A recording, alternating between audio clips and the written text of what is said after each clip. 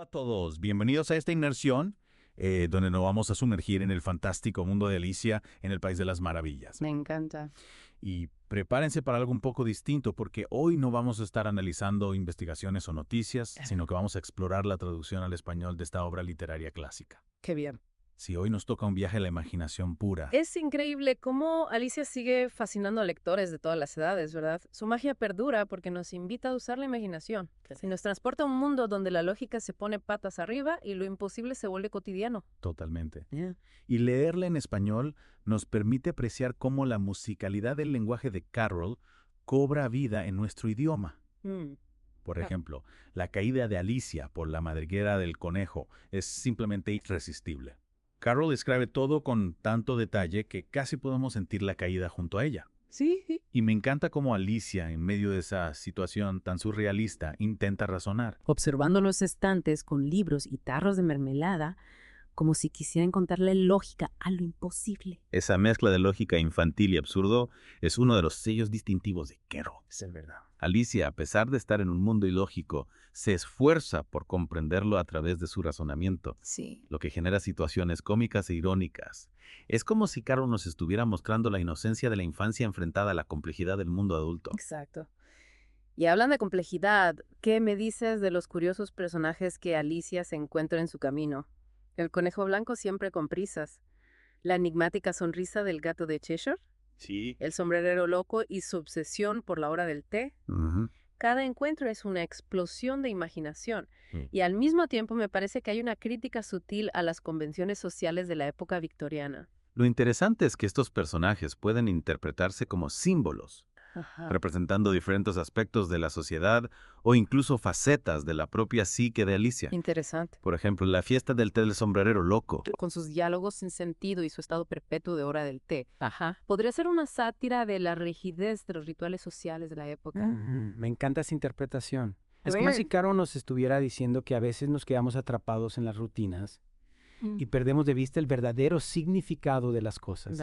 Y el gato de Cheshire, con sus apariciones y desapariciones repentinas, dejando solo su sonrisa flotando en el aire, podríamos interpretarlo como una metáfora de la naturaleza efímera de las apariencias, o quizás como una representación del poder de la perspectiva, donde la realidad se percibe de manera diferente según el punto de vista. Sin duda, Carroll juega con esa idea de que la realidad es objetiva dependiente del observador. Y no olvidemos a la reina de corazones con su autoritarismo y su obsesión por las decapitaciones. Sí. Esa reina da miedo, siempre dispuesta a gritar que le corten la cabeza. Creo que es una clara sátira del poder absoluto y de cómo las reglas pueden ser arbitrarias e injustas. Absolutamente. El juicio al ballet de corazones es un claro ejemplo de esa crítica al sistema judicial. Es verdad. Es una parodia absurda donde la lógica y la justicia brillan por su ausencia. Es cierto. Ese juicio es una locura total. Vemos al jurado escribiendo sus nombres para no olvidarlos, a la cocinera desapareciendo antes del interrogatorio y el rey obsesionado con encontrar una moraleja en todo. Es como si Carlos nos dijera que a veces la realidad no es más que una gran farsa. Y justo cuando pensamos que no puede haber más sorpresas, Alicia despierta. Pero la historia no termina ahí, ¿verdad? El hecho de que la hermana de Alicia también sueña el final difumina la línea entre la realidad y la fantasía, nos deja con la duda de si alguna vez salimos realmente del País de las Maravillas. Es una idea fascinante. Nos hace preguntarnos, ¿cuánto de lo que percibimos como real está moldeado por nuestras propias experiencias y perspectivas? Exactamente.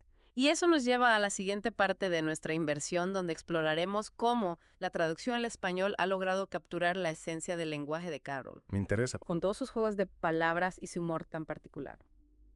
Retomando nuestro viaje por el País de las Maravillas, vamos a sumergirnos en el fascinante mundo de la traducción.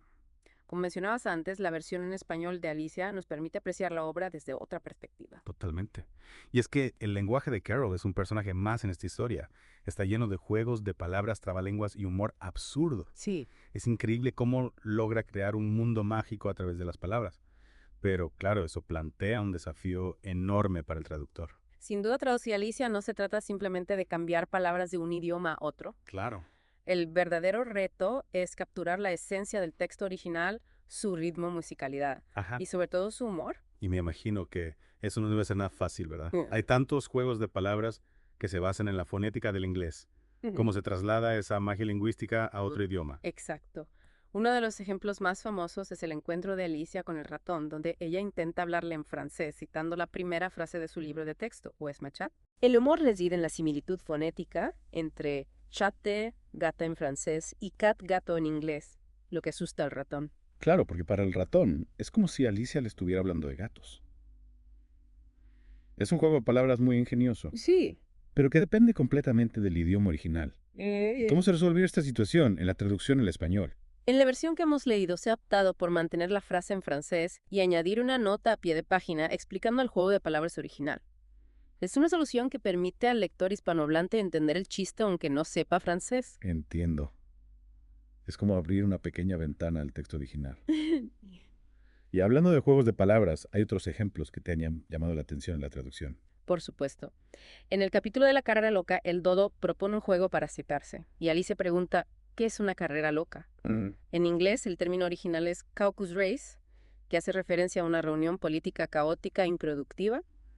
Carroll aprovecha la ocasión para satirizar la política de su época. Ya veo. Es un juego de palabras con doble sentido que funciona en inglés, pero que sería difícil de replicar en español. Exactamente. En la traducción se ha optado por carrera loca, que si bien no tiene la misma connotación política, sí transmite la idea de un juego absurdo e ilógico. Me parece una solución muy acertada. A veces es necesario sacrificar la literalidad para poder capturar la esencia del humor. ¿Y qué me dices de los trabalenguas? ¿Cómo se han adaptado al español?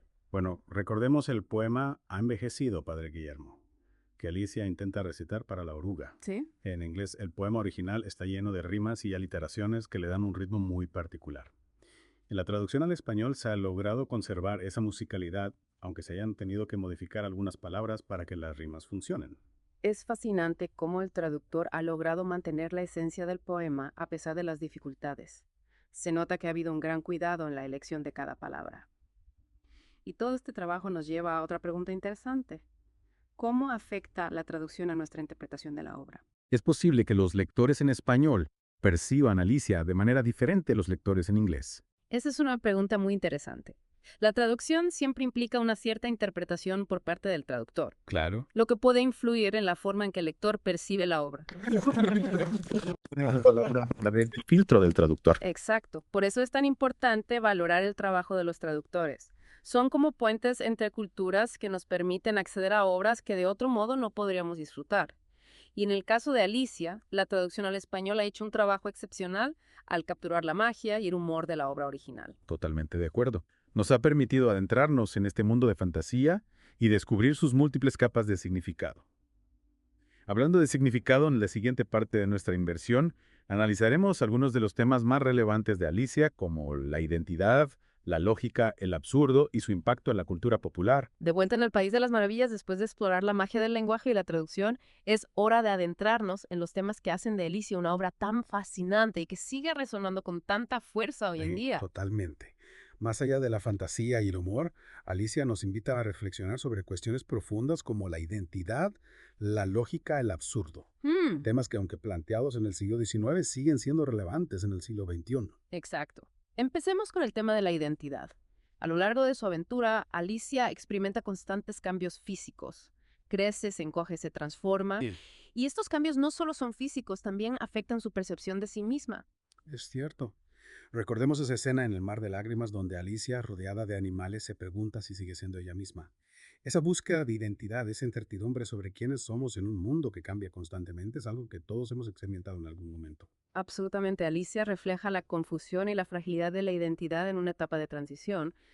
Como la infancia, Alicia se enfrenta a un mundo donde las reglas conocidas se desvanecen, obligándola a cuestionar su propia percepción de la realidad. Y esa inestabilidad del mundo que la rodea nos lleva al tema de la lógica y el absurdo. Claro. En el País de las Maravillas, la lógica se distorsiona, las reglas se rompen constantemente y lo imposible se vuelve cotidiano.